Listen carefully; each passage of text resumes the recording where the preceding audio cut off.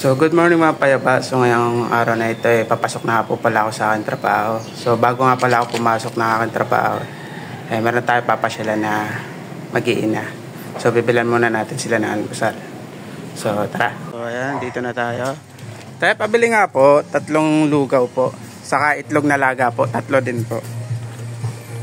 May bawang po lahat? Apo. Ay, wag nalagyan ng bawang tayo. Pambata eh. Lahat po na walang bawang. Apo tayo.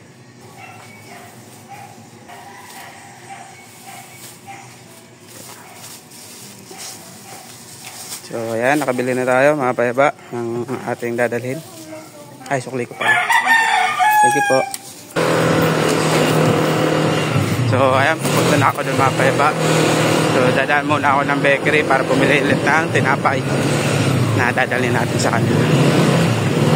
Pasensyahan nyo na po pala yung aking dadalhin dahil yun lang po ang aking nakayanan sa ngayon. Mga payaba. So dito na po pala tayo mga payaba sa area nila. So ayan, kaya po sila mag-iin.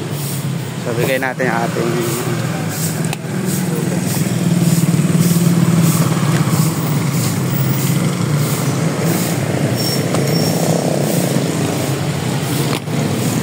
hi te, morning. Dito talaga kayo nakatira te? Bakit? Nag-iba yung bahay namin ng Lowa. Paano pag umuulan? Hindi kayo nababasa rito? Tumutuloy lang po ito. Pero nababasa dito. Ito may dala konting tulong. Pangalmusal. Ano yan? Para sa bata, lugaw. Saka tinapay. Kaya nagdala din ako tulong. Ilang araw na po kayo rito? May isang linggo na rin kami po. Wala kasi ano tawag dito. Kahit ganito kami, walang mga tao na walang tao. Patulong po. Wala po mga tao kumabansin.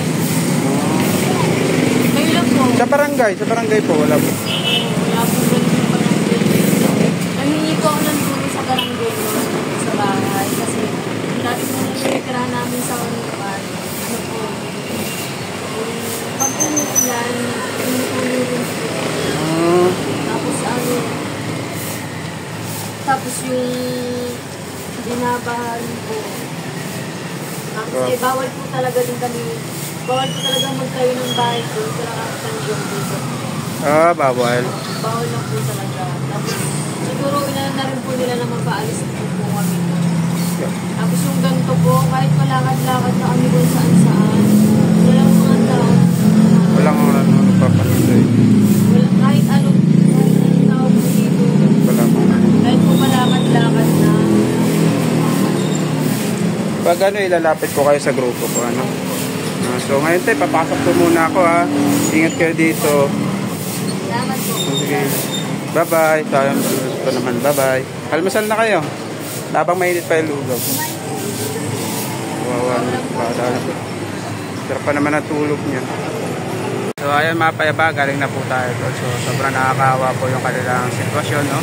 So sa may mga mabubuting loob po dyan ng tumulong, DM nyo lang po ako sa akin. Daniel or sa Messenger. Ayan mga payaba. So dito muna po nagtatapos ang aking vlog. Salamat sa panonood. God bless.